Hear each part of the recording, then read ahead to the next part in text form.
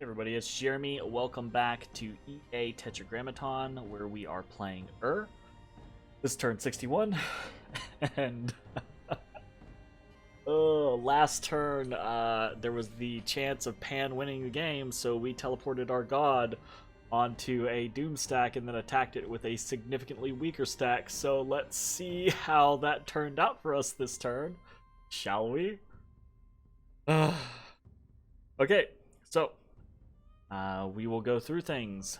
Aria, the Black Harpy, has claimed the Throne of the Sun in the name of the White Weeping Willow. So we know at the very least that Pan has two H3s or two individuals that can claim, right? Because I'm not sure what their god is, but I'm assuming the Black Harpy is a prophet.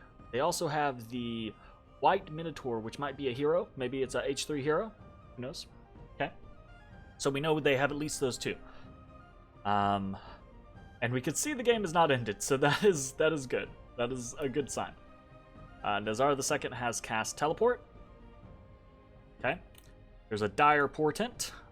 From time to time, seers skilled in astral ways are visited by terrible dreams of a coming atrocity. What's this one? Atrocity that will pour poison into the very veins did... Oh, fucking Micklin.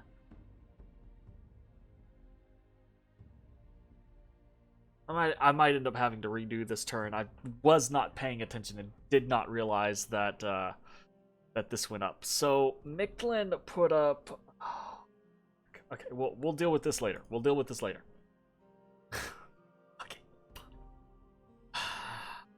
Okay. We summon some Yetis, and then, as Nazar the Second has teleported, Magic Phase, we have a battle. The Titan's Breath peaks. So let's watch this. All right. In this corner, we have a god with a shit ton of Earth Gems. A very greedy plan, and a dream. And over here, that's a decently sized army. We got about 450 Soulless warriors, revelers, Maenads, etc. There are several pans here. 4 pans in total, I believe. There's a Yaksha here. There's a bunch of Dryad Mothers here. There's several Hierophantides here. That many of them are kitted out, I believe, in some way, shape, form, or fashion. A Minotaur Lord with some kit.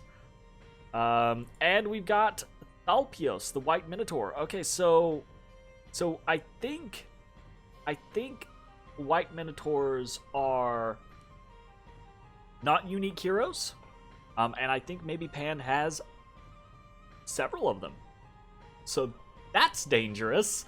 That's bad. That's terrifying. Okay, good to know. Good to know. Ooh. Okay. Let us see how this goes, shall we? We've got immediately we move into Earthquake. We get Divine Blessing off, and more to the point, we get a bunch of Marble Warriors and Mass Protection. Ew. Oh no. And Earthquake goes up. We've got a Relief cast, we've got a Foul Vapors cast, and this is important. I want you to note this. This is important, okay? Because these guys only have so many gems. Like, if we look here, this guy, one of these guys, was Mass Protection. Have any more gems? They got no more gems. This guy was Serpent's Blessing. Got no more gems. This guy was Relief. Got no more gems. This lady here, she was Foul Vapors. Got no more gems. Okay. Earthquake comes out. We can see it does a little bit of damage, right? We got some pops, some popperinos already. We knew the first one wasn't gonna do much. We knew the first one wasn't gonna do much. Oh. But he does use enough gems. He uses enough gems. He cuts through a large portion of fatigue, and oh god, that Hierophantide is running out there, and ooh, gets entangled, and Earthquake 2. Okay, that didn't pop very many people. Oh no. And here's the thing. We knew this was greed. We knew this was stupid greed. Had we actually have 98 fatigue. Had we cast Earthquake twice and run, we likely would have gotten off the battlefield. But we are now surrounded. We are not a combat caster. There's no way we're going to get the third Earthquake off. And our god has perished. Our god has perished. There's a lot of stuff on the battlefield. Our god is dead. It killed 2 Solus, 4 ghouls, 6 Maenads, 25 more Solus, and 19 Solus wounds. 56. When we were shooting for halvesies, we got 56. Okay. Unfortunate. But not unfortunate. Greedy. I knew that it was very likely that I would only get 2 casts. I don't know why I went for the third. I guess blind hope and panic. Should have just gone for 2 and run. But we did what we did. So we went for 3. God is dead. But they used most of their gems. And they did get earthquaked twice. So we've got 7 blood hunters, and that province is, or 7 blood slaves, and that province is pissed. And we're gonna skip these battles for now. We're just gonna go ahead and watch Titan's Breath peaks.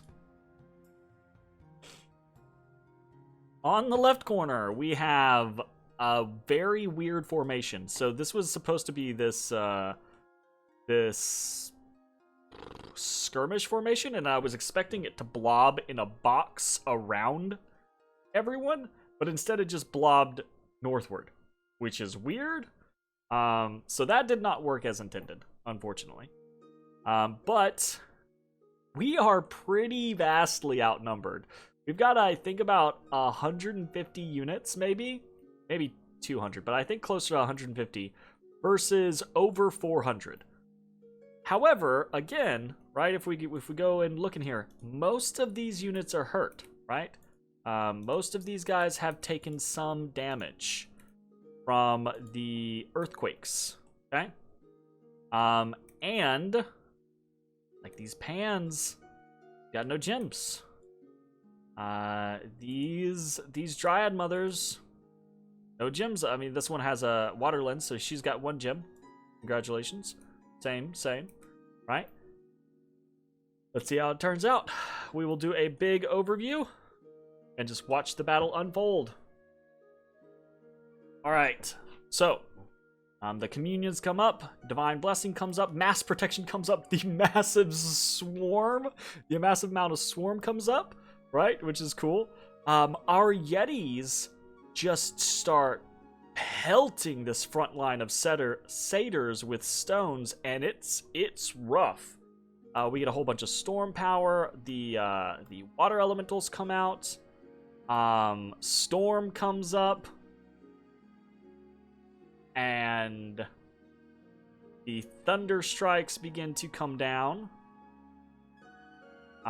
This was Oh, this is our Fog Warriors. Fog Warriors hits, and this is great, right? Fog Warriors hits all of these. We've got Earth Elementals out here. We've got Water Elementals out here that are all getting Fog Warriored, right? Thunder Strike is coming down, and it is ripping through just entire, like, sections getting deleted where it hits, which is super cool. And then there's a bunch of final rest spam, right? We've got Natural Storm, Relief, and Howl up. So Howl is beginning to attack into rear portions. And then it automatically on their own, right? We get our Blade Winders come out. They're just like scything through the soulless undead. Fantastic.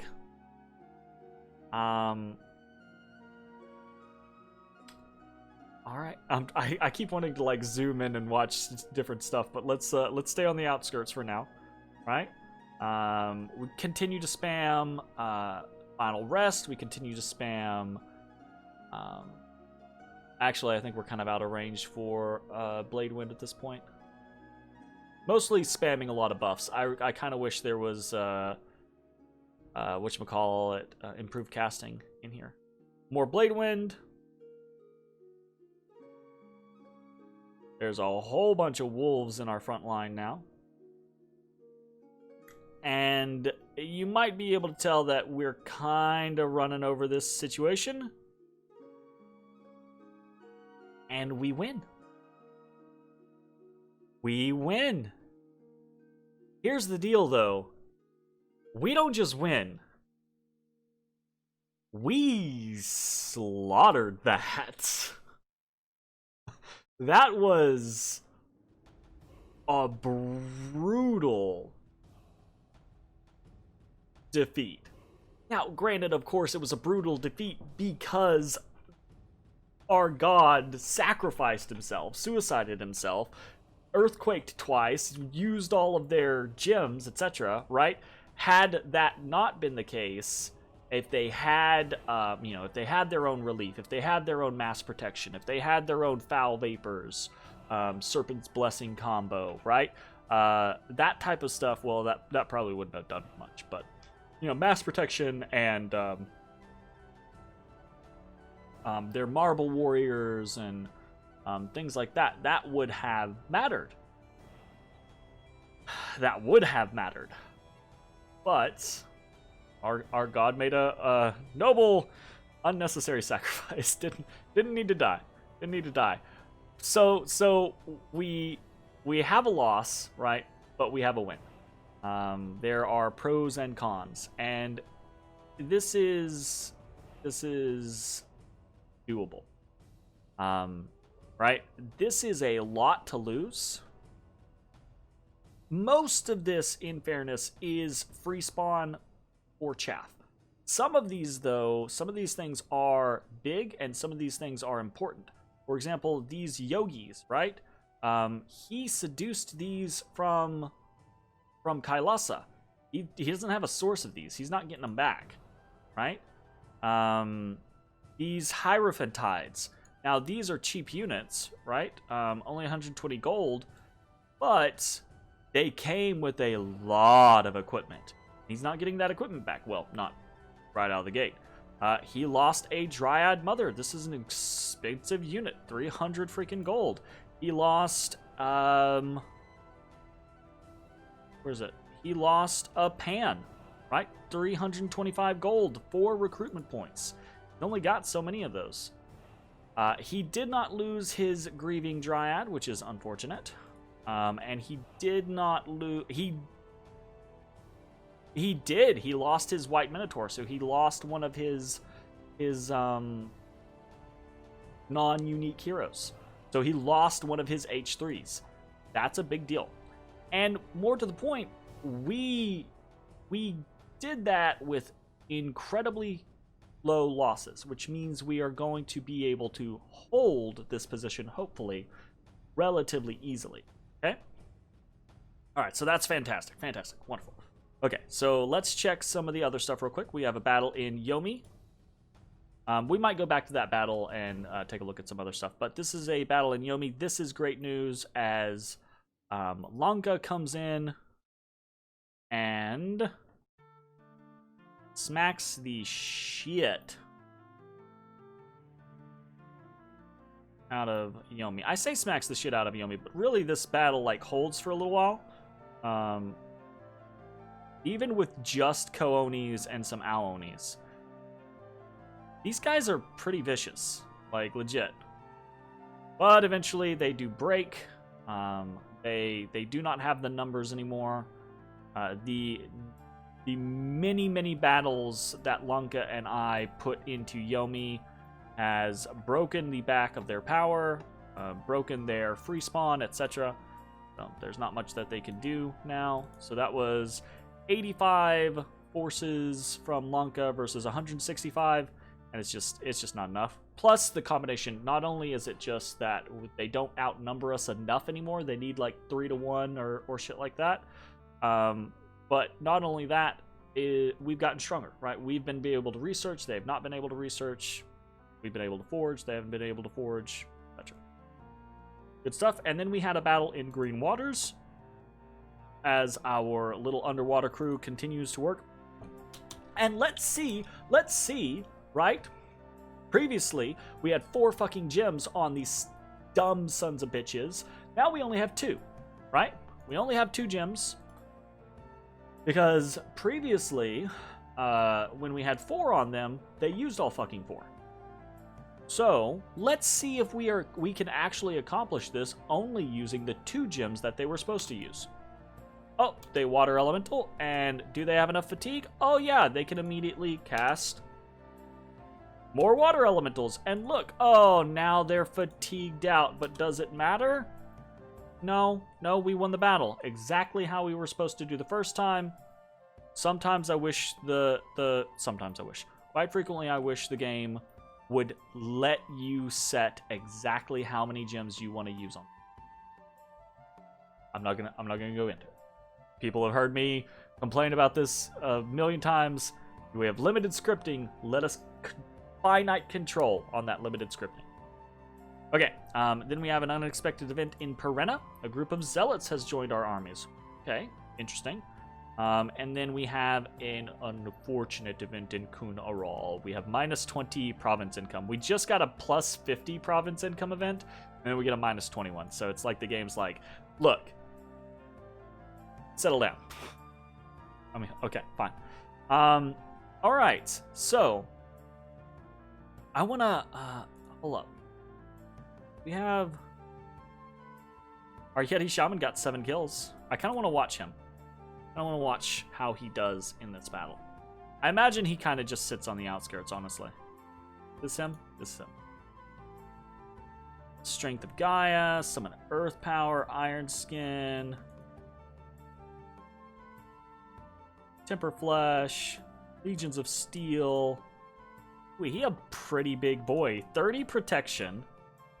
Now this is... Why does he have so many hit points? I don't know why he has so many hit points.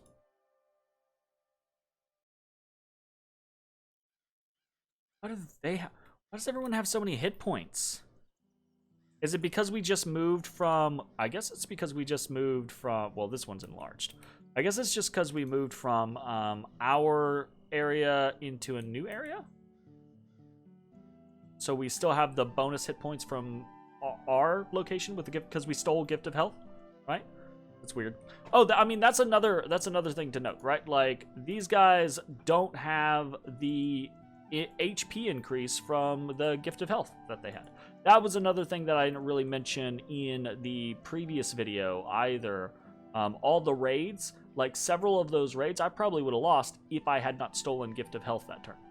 So that's just something to kind of note point out. Kind of hard to focus on him. Ah, shit. Where you going, buddy? Not even able to get into combat. Oh, God. He's lost amongst his brethren.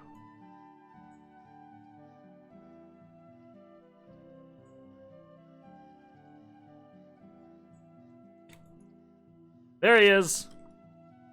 Ooh. When he swings, it hurts.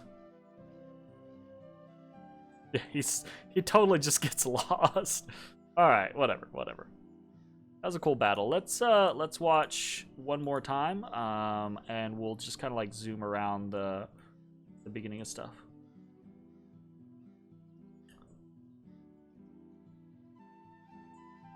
That massive pile of swarm. This, by the way, was like 20 nature gems.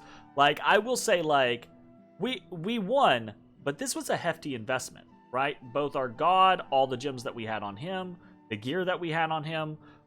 This fight, even though we dominated it, we put a crazy amount of gems into this fight. This was not a cheap win, right? But this was we were worried about the game ending, so we pulled the trigger, right?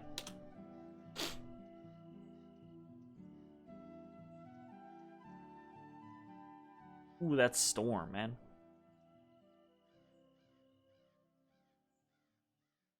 Touch of Madness coming out. We got... Oh, I forgot about all the air elementals, right? Do any of the air elementals go, like, in the backfield? Doesn't look like it. Those lightning bolts, or thunder strikes, rather. Damn. And these water elementals are over here just holding up this whole flank. The guys they just can't do anything about it. Well, let's watch that. Let's watch it. That was pretty cool. Those final rests are pretty powerful, though, I'm not gonna lie.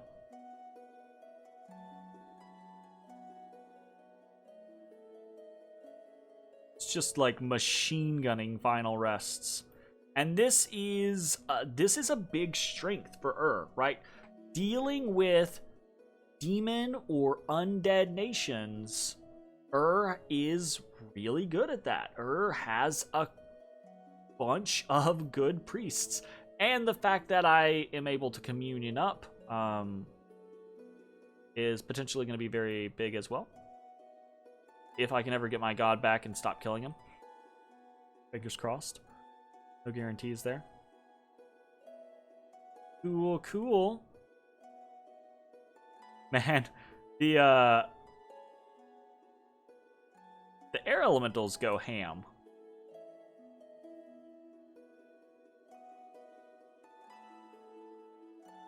Ooh, this pan. Okay, cool. So let's check the important thing that I have done this turn. And here's the important thing that I actually fucking missed. I did not realize that astral corruption went up. So this is a deal. I need to actually change some stuff. Because every time a non-blood magic ritual is cast or magic item is forged, you can get got. So I'm gonna cancel. I wasn't using everything, but I was actually forging a fair amount of stuff. So I'm gonna cancel that stuff because I'm gonna assume I can't be the only one who is gonna be like, that's fuckity, Mictlin.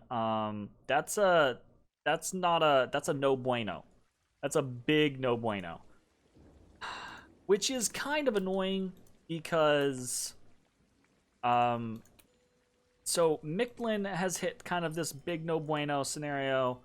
Fucking Relay or Rilia or however you want to pronounce it. Whatever. Has hit fucking this kind of big oh no, like real fuckity shit here. What did he get rid of? What did he override?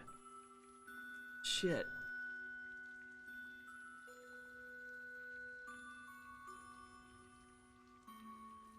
I don't know what he got. Didn't Pan have something else? Aside from Gift of Health?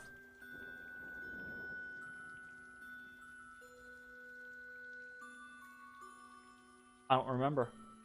I would have to check the last video. I mean, I can check that real quick. I'm not gonna check it real quick. I'm not gonna check it. Check and see who else is forging. I'm gonna keep forging with this one, because here's the thing, like, either she's forging and giving us lanterns, or she's not forging and is a lantern. So, I like whatever. If she dies, she dies. Okay, fine. I'm not that worried about it. I just don't want to lose. Like, I'm not worried about losing a few things here or there. I'm worried about losing several people because I wasn't paying attention. That should be enough. I think that's it. All right, so what are we doing? We've got a couple different things going on. Touching base. We are moving out of Green Waters and back up to Trackless Wastes. We are doing some basic site searching over on these lands with remote spells. We are doing things like Gnome Lore and Haruspex and Dark Knowledge. We are moving back to Auguries, etc. Right? That stuff's super exciting. What are we doing that's exciting? We're doubling down on Titan's Breath. So we basically filled back up. You can see we were super low on nature gems. My hope is that we don't fight for a couple turns, right? That where Pan's gonna be like, all right, well, gotta build back an army and come after this, because hopefully he's like, he doesn't think that he's gonna be able to just, I don't know, raid me or something like that with this. Now he might kill my land. That's an entirely different matter. So, we are set up. We've refreshed our gems. We were not able to refresh all our gems, mind you, but everything but all the nature. So we've got a couple of non-swarm casts with Galas. We are bringing in the units from Kohnberg, right? So we've got units from Kohnberg with Elder 16 and Chief 3 coming in to resupply and hold down the fort of Titan's Breath, and we're building a city palisades here. We've got this throne. We're gonna claim it. Actually, I need to claim the throne. Why the not? So we will claim the throne with in T2. So we're gonna claim the throne, and that gets us Water Gem, Astral Pearl, and Precision 3. That's kind of whatever. I mean, I guess I'm happy about the Astral Pearl. I'll have 5 Astral Pearls. I'll have an Astral Economy yet. What? Oh, fuck. Maybe I'll have enough of an Astral Economy to just, like, shovel out matrices and be happy with my life, you know? Just to have a communion life, you know? Yeah, so we're gonna claim this throne. We're building a silly palisade. We're reinforcing here, and we're both patrolling and researching in Titan's Breath. We've got 1,404 research this fucking turn. So, it's very likely that we are going to have very high or we're gonna hit Enchantment 8 shortly. And then we're going to do a quick pop on Thaumaturgy 5, and then we're going to run up Conjuration. So the plan that we had is still the plan that we plan to utilize. It's just a matter of, can we hold off Pan now? I don't know. I do not know. But we're going to try, and we're going to try using partially Pan's own gear that we just won from the fight. So we've got some Ishibs over here kitted out right in... Basically, all of this is the spoils of war. So this Ishib is actually pretty tough. And so is this one. A slightly different kit. Not as killy, right? But a little bit more survivable. So hopefully he doesn't rout. And that's the biggest scenario. These guys aren't very high morale. They're probably just going to rout. I guess I could put like a Flesh Eater on him instead of... the Dusk Dagger, right? See how he goes. But they both have pretty simple setups: Liquid Body, Bark Skin, Moss Body, Quicken Self. Kind of in order of what I think is probably most important. Moss Body can be very effective in preventing low chip damage, right? So these guys are going to be close to 30 protection after the bark skin. I think this guy will be sitting at T. But regardless, they should be able to take on basic PD. So we're hitting Thorn Woods with one, and we're hitting Simri with another. We can actually see another white Minotaur here, by the way. But we're not going to try to single him out, mostly because we couldn't get there. And then we're actually going to send our Isham 1 out raiding as well. But we're actually going to go for Forest of Springs first. Mostly because I'm concerned that going for one of these provinces is going to get me caught. You know what? That's dumb. It's possible that happens, but it would be more likely that these units just... Because why would they stick around here? Or why would they try to converge back on me? Right? They don't have an army anymore. So they're probably just going to pull back to something like Belagor. So let's just take Cracked Earth. That makes more sense. So Isham 1, you've seen him. He's kitted out like so. He gets close to 30 protection. He's got...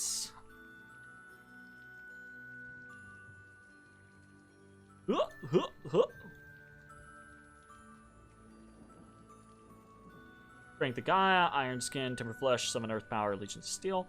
And I do put Earth Power later in the script because he's going to be by himself, so there's a higher chance of him getting corrupted and never even making it to Earth Power. So if he only gets 2 or 3 off, I want him to get these 2 or 3 off rather than Earth Power. Fingers crossed. And everything else is pretty normal. We're recruiting Gala for research. We are recruiting another Insi and some Amushuchu, some guys. We have very low money because we're building palisades here, and those are fucking expensive. We continue to recruit crystal sorceresses basically every turn, and that's pretty much all we have the money for.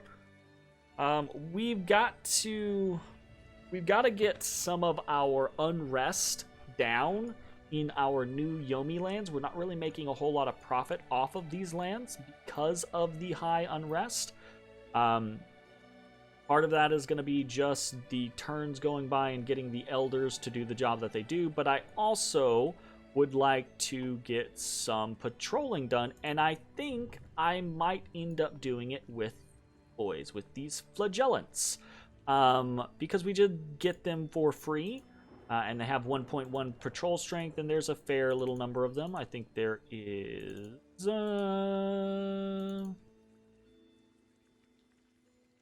there is 44 of them, which is, again, a fair number. The only problem is many of these boys as flagellants, what was that word? Many of these boys as flagellants come in wounded, right? And half of them will die if you try to fucking march them. However, we have Gift of Health. So we're probably going to give these guys a turn or two to hopefully get some of these wounds healed, and then we're going to march them out and have them start patrolling and hopefully help get some of this unrest down in some of these provinces.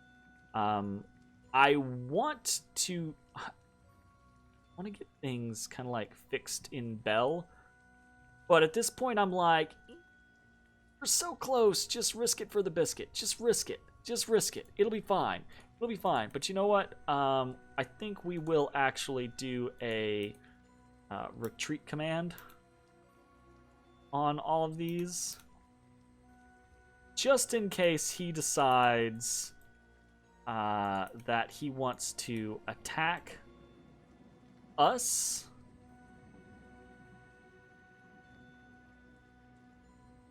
No reason to lose all of our scouts for that. So yeah, we'll see how that goes. We got 2 scout 15s here. This is bullshit. All right.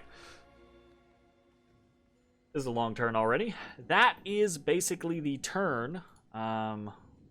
Fucking going without using our hammers still hurts me. But one, we're kind of getting to that point to where we're running out of water gems to be able to use. We're having to sink every single nature gem that we can into battlefield usage. We're probably needing to turn on with fire, but really what we're probably going to do there is once we go up conjuration, we're probably going to path boost on this enchantress, or here's the other thing. We might just wait, right? Depending on how the game looks, we might say, look, we've actually got a lot of fire gems, and this is going to be another potential avenue to strength for us. I don't think there's anyone that is really big fire in the game. Maybe Mictlin, maybe Hinam if they get the right demons, right? But just like them, we can get lucky with tarts and potentially get a big fire tart. And turn around and use those fire gems for a lot of things. So it's kind of up in the air. I'm not sure. It depends on how things go, right? If we get into thick, rough battles, we've got to use everything that we can. So we'll probably just path boost and then start summoning flame spirits, so I can add flame spirits into the mix. Especially if I can get up to the scenario where we're looking at something like Army of Gold. That does, like, should I not just be going from enchantment 8 to alteration 9? Is that not the play? Like, why am I going for tarts? I think I'm going for tarts because I don't think I can win the game with just big armies and battlefield magic alone. And because I don't have Apkalus, I can't get Apkalus. That's becoming more of a possibility, mind you, as we move forward. But only like one or two eventually, not like several. Whereas tarts, we could just pump out tarts. We have a perfectly fine setup to pump out tarts. Oh man. All right, I'm just musing on things at this point. This is a big turn for us, fun turn, a lot of stuff happening. It was cool shit. That's gonna be it for now. I should fucking... Eesh, shouldn't I move? Shouldn't I hit some of these areas? The turn may not look like what it looks now when you come back, but I'm probably gonna leave things as is because I think I need a turn to get some more nature gems back, and then to be able to make some maneuvers. Plus, I kind of want to see what Pan does in response to this. Pan might actually have an ace up their sleeve, so I don't want to abandon Titan's Breath just yet. All right, anyways, that's going to be it for the turn. I will see you all next time. Bye, everybody.